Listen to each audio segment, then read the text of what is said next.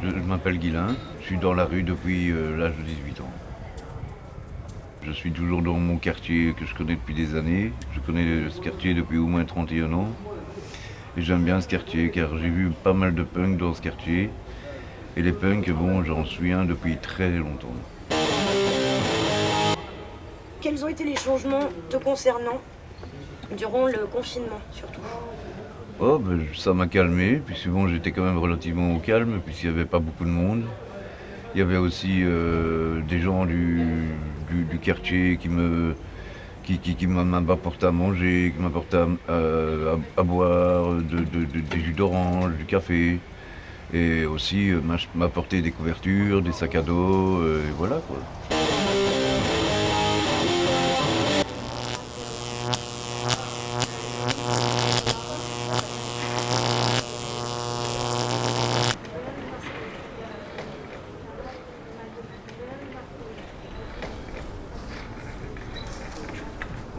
Ce projet a été mis en place par la commune de Scarbeck au moment où on a été confinés, ce qui permet d'aider 150 familles, c'est-à-dire à peu près 600 personnes par semaine. Et ils font des livraisons chez les personnes à domicile pour éviter justement qu'elles doivent se déplacer au moment où il y avait ce confinement, où les personnes ne pouvaient pas sortir de chez elles. On est dans une période très particulière ici avec ce confinement qu'on vient de traverser et cette épidémie qui font qu'en fait je ne sais pas très bien où on en est ni où on va avec cette aide alimentaire. J'ai le sentiment qu'il y a quelque chose qui se joue aujourd'hui et on ne sait pas très bien où est-ce que ça va nous mener en matière de droits des populations précaires et de la place que l'aide alimentaire va occuper dans la manière dont on va répondre à ces droits. En tout cas, ce qui est certain, c'est que depuis plusieurs décennies, on observe une augmentation de l'aide alimentaire. Et cette augmentation, elle est révélée à la fois au niveau des demandes d'aide alimentaire. On parlait de 450 000 personnes qui faisaient appel à l'aide alimentaire il y a quelques mois. Et ça se joue aussi au niveau de l'offre d'aide alimentaire. Donc il y a depuis plusieurs années un foisonnement d'initiatives. Ce sont des épiceries sociales, des frigos solidaires, des opérations de glanage, des mouvements citoyens qui vont récupérer des surplus invendus, des gens qui mettent leur jardin à disposition pour qu'on puisse aller recueillir des fruits. Donc on a un système de sécurité sociale, un système de protection sociale qui est très sophistiqué. Qui s'est montré très, très fort en fait, pour préserver des personnes de tomber dans la pauvreté à certains moments, notamment quand on a traversé des crises économiques. Et ici, ce système de protection sociale, dans le cadre du confinement, il a montré ses failles.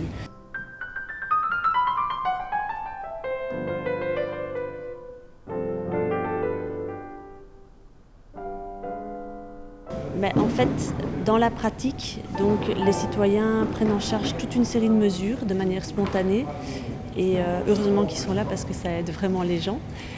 Maintenant, les pouvoirs publics s'investissent aussi, notamment au niveau local, mais pas que, en fait, à tous les niveaux de pouvoir. Ici, par exemple, on a cette initiative qui est en réalité une initiative communale. Beaucoup de communes mettent en place des services d'aide alimentaire. Et ces initiatives sont mises en place tant dans ces périodes de crise comme maintenant qu'à d'autres moments. Il y a beaucoup d'épiceries sociales, par exemple, qui ont été créées depuis 20 ans parce qu'elles étaient vues comme des initiatives plus dignes que la distribution de colis alimentaires par les personnes qui les mettaient en œuvre. On le voyait un petit peu comme une alternative au colis alimentaire qui a quand même un peu des relents passéistes d'une certaine manière. Et puis alors il y a aussi sur le plan psychologique, les personnes qui vont dans l'aide alimentaire, elles parlent beaucoup de la honte qu'il y a à faire appel à ce type d'aide. Donc moi j'ai entendu des personnes dire quand tu vas dans l'aide alimentaire, ta fierté, il faut te la mettre dans le dos. C'est vraiment, il y a cette idée que ça demande de faire un pas qui est extrêmement difficile à faire. On sait qu'une grande proportion de la nourriture produite est jetée. Et donc à un moment, il y a eu une prise de conscience collective qui a été connectée avec la problématique de la pauvreté. En quelque sorte, il y a du gaspillage alimentaire, il y a des pauvres.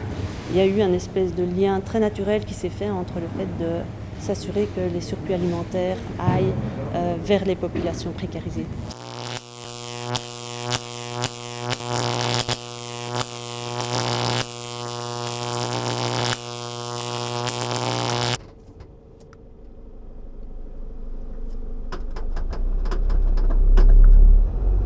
comme tous les vendredis après-midi, on va au Conseil de l'Europe pour rechercher les invendus de tous les restaurants de cette institution.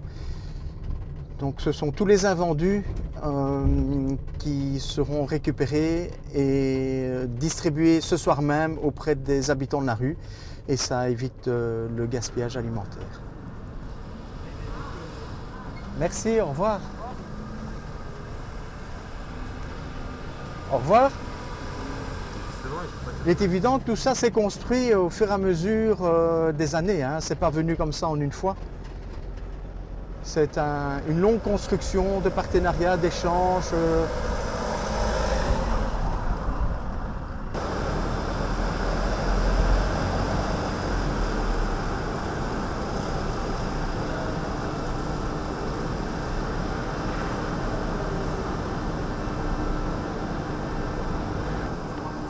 Bonjour, vous allez bien? Oui. Alors, ça change, hein?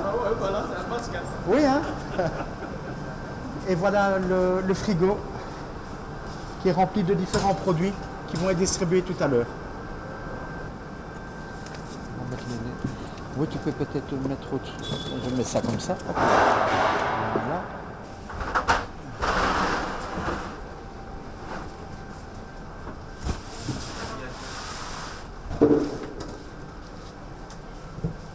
Allez, à la semaine prochaine. Hein. Merci. Hein. Au revoir.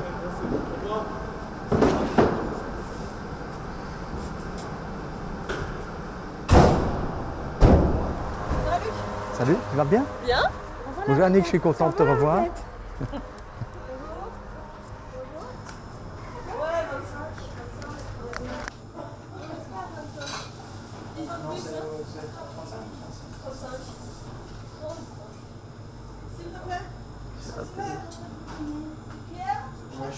Celui de poudre, allez. Siffler en travaillant. Nous sommes en pleine crise Covid et la gestion quotidienne a été faite d'abord en urgence parce que c'est tombé sur tout le monde à un moment où on s'y attendait le moins, même s'il y avait un frémissement, mais on a utilisé toute notre imagination, toute notre agilité pour venir en aide directement à la population. Il y a une collaboration qui a été faite avec la commune et la Maison des Jeunes. C'est qu'ils ont confectionné une fois par semaine 150 repas le jeudi qui étaient à destination de l'épicerie sociale pour une petite partie, et la plus grosse partie a été distribuée le vendredi même auprès des habitants de la rue lors des distributions que nous faisions pendant nos visites.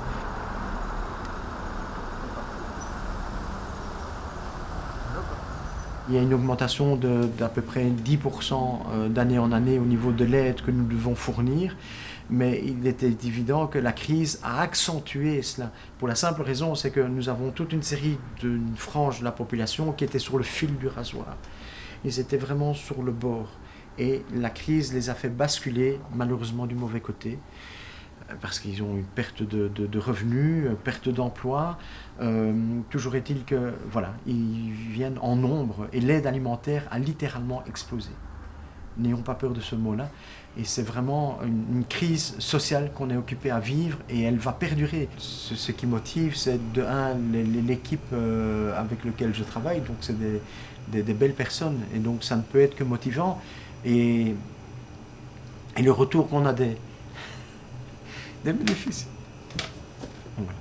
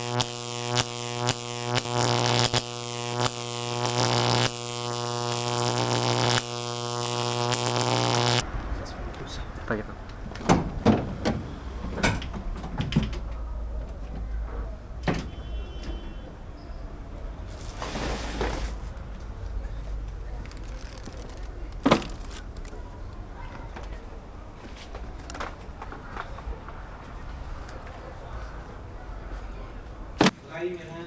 Je vais partir, je vais m'en aller là. Aujourd'hui c'est bien. À demain. À demain. On va jusqu'à la chambre 3. Quand j'étais encore aux études, on nous disait le CPS est le dernier rempart social, quand on n'a plus droit à rien. Ben, on arrive au CPS, ben, on est bien loin de là. Il y a eu des crises précédentes de 2008 qui ont fait que le chômage, on a serré la vis. Plein de personnes ont été exclues du chômage, se retrouvent dans la case CPS. Les CPS n'ont pas des budgets extensibles à souhait. Ah ben, ils sont mis à faire des critères plus stricts et à éliminer aussi. Ben, le dernier rempart, ben, c'est notamment nous, secteur associatif, qui nous retrouvons avec une masse de personnes et à se demander un peu où ça va s'arrêter, est-ce que ça va continuer à augmenter, est-ce que faire toujours plus de palliatifs en ce qui concerne les alimentaires, où va-t-on? En tout cas, moi je suis vachement inquiet pour l'avenir. Vu l'évolution des choses, je suis très inquiet des situations des personnes, je suis très inquiet par rapport aux équilibres sociaux qui ont l'air d'être complètement branlants de manière évidente sur cette crise. Tout explose.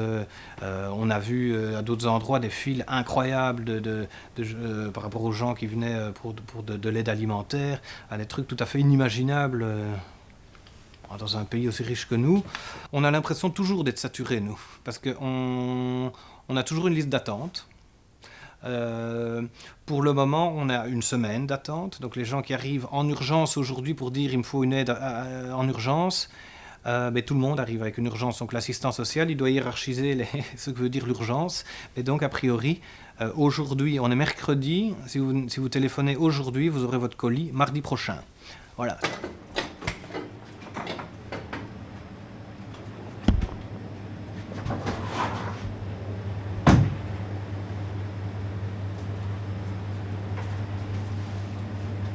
Donc ici, c'est des personnes seules, donc je lui mets 4 bouteilles de lait. Et ensuite, pour les familles plus nombreuses, on en met évidemment un peu plus. Donc on adapte la quantité en fonction de la situation familiale. Alors ici, on a reçu des citrons ce matin de la Criée, de Bruxelles. Et là aussi, voilà, on a reçu 3 caisses et on les distribue aussi dans tous les colis. On arrive vers 8h, 8h30, on complète avec tous les produits frais pour pouvoir les distribuer dès le matin, donc jusqu'à midi. Et puis hop, l'après-midi, rebelote, on recommence pour le lendemain.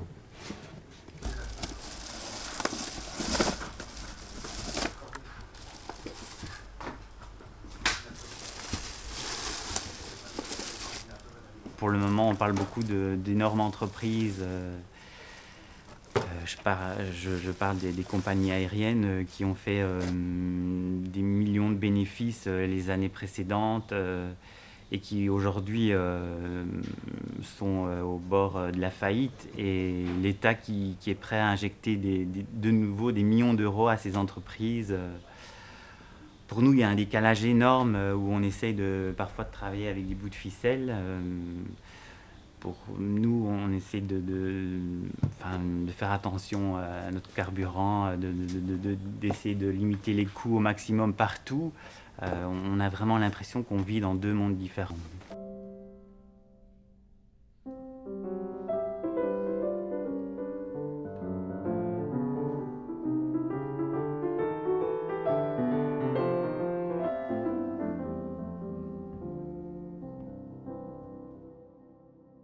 Moi, en tant qu'assistant social de formation, d'abord, je ne m'imaginais pas faire ce genre de choses durant mes études. Oui, à l'autre bout du monde, en Amérique latine ou en Afrique, ou je ne sais pas. Nous sommes ici à Bruxelles, capitale européenne, où on se dit qu'on est dans un pays riche. J'imaginais jamais faire ça. Alors, ce que j'imaginais pas non plus, c'est que, et cette crise du Covid vient révéler ça, c'est qu'en fait, la précarité est bien plus importante que ce qu'on veut bien montrer dans les médias, que ce qu'on veut bien croire.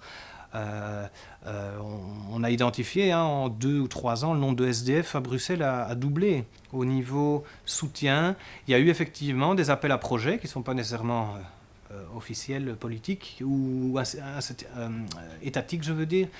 Il y a des fondations Roi Baudouin, des Viva for Life, des Cap 48, etc. Mais ça, c'est pas le politique, c'est ou l'État, c'est des initiatives privées ou citoyennes.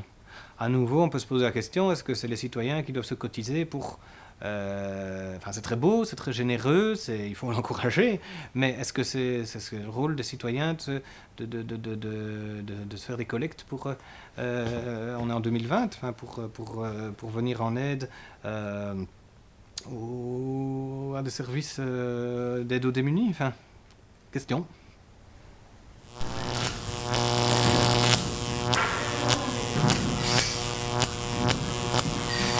Donc le hub alimentaire ici va fermer ses portes dans quelques jours. C'est une initiative qui a été mise en place par les autorités communales pour répondre à une situation d'urgence.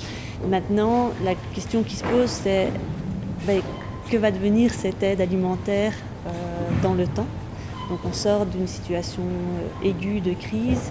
Qu'est-ce qu'on pense pour l'avenir? On est dans une situation où on se rend compte qu'il y a 20% de la population wallonne qui vit en dessous du seuil de pauvreté, 30% de la population bruxelloise qui vit en dessous du seuil de pauvreté.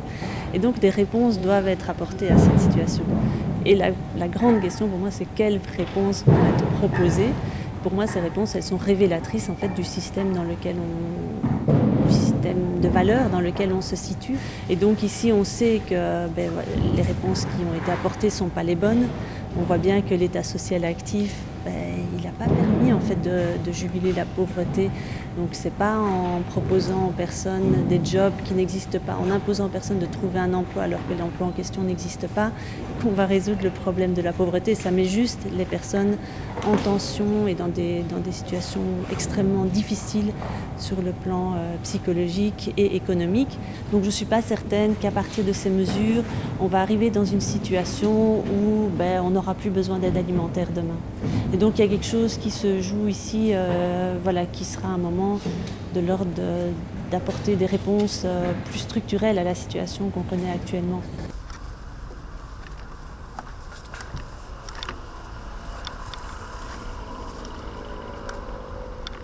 Bonjour, c'est la Croix-Rouge.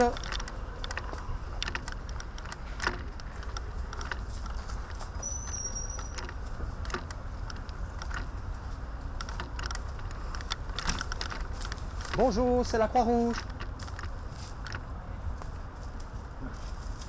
Il y a des campements qui sont éparpillés dans Bruxelles et effectivement dans des endroits qui sont calmes, dans des bosquets sur le côté, à l'écart, effectivement, c'est des endroits où ils peuvent se cacher, ils ne sont pas vus de la population et ça leur permet de pouvoir effectivement avoir une sorte d'intimité, mais éviter qu'on vole leurs affaires, leurs effets personnels, pouvoir dormir sur le côté sans être dérangé, agressé, parce que malgré tout, il y a des agressions qui se font quand ils dorment, parce qu'il y a des personnes qui prennent un malin plaisir des fois à voler leurs effets personnels, leur portefeuille, le peu qu'ils ont.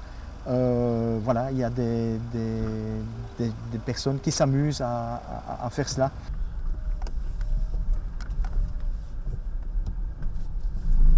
Vous savez, être assis quelque part toute une journée comme ça, nous on a les GSM, on a la TV, il y a Internet, on a des occupations et tout.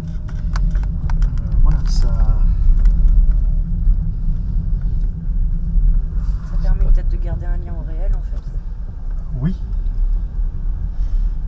C'est pas toujours facile pour eux, mais le lien que nous essayons de garder et qui est le plus important à nos yeux, c'est le contact qu'on peut avoir avec eux, l'échange qu'on peut avoir. C'est ça le plus important, c'est briser l'isolement dans lequel ils sont.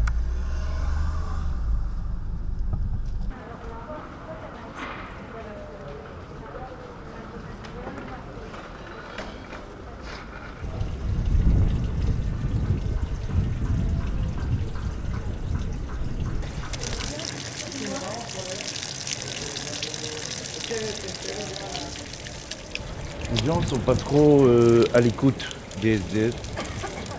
Ils sont plutôt du style on passe, on regarde le SDF, mais on le capte pas quoi. Je veux que les gens comprennent, c'est que les SDF, ils ont peut-être marre de tout ce qui est, disons, de la société. Mais ils ont un but, c'est s'en sortir pour montrer à la société que la société, c'est pas que eux qui comptent. C'est aussi l'ensemble. Parce que dans la société, ce qui compte, c'est plutôt le côté humain. C'est pas le côté pécunier. Et ça, c'est l'État, quoi. C'est-à-dire les gens qui sont plutôt avides d'une société, oui, on produit, mais sans réfléchir au côté humain et social. Et c'est ce que je voudrais, c'est qu'on essaye de voir le côté humain et social, mais pas le côté fric, du style Wall Street, quoi. J'en ai marre, ça sert à rien. J'ai une vision à court terme. Je réagis pas assez vite.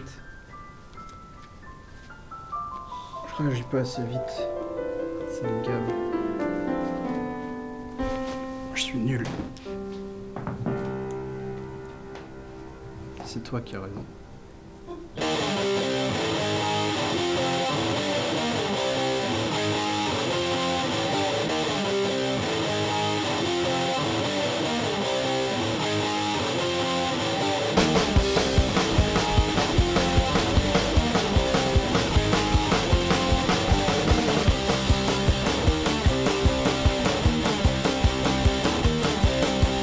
Oui, sois pauvre et tais-toi, toi la petite caissière, il n'y a qu'un salaire, en pauvre chez Leclerc. Oui, sois pauvre et tais-toi, toi le petit fonctionnaire, tu devrais avoir honte de nous coûter si cher. Et si t'es pas content, comme dit le président, oui, si t'es pas content, t'as qu'à foutre le camp. Tous les jours on galère, oui, dans le RER, serré comme du bétail, on se rend au travail pendant que Nicolas fait son footing au bois. On se pèle sur les quais en attendant le tramway. Oui, sois pauvre et tais-toi, toi le sapeur-pompier, tu sais sauver des vies, ça rapporte pas de blé. Oui, sois pauvre et tais-toi, toi le petit cheminot, tu sais les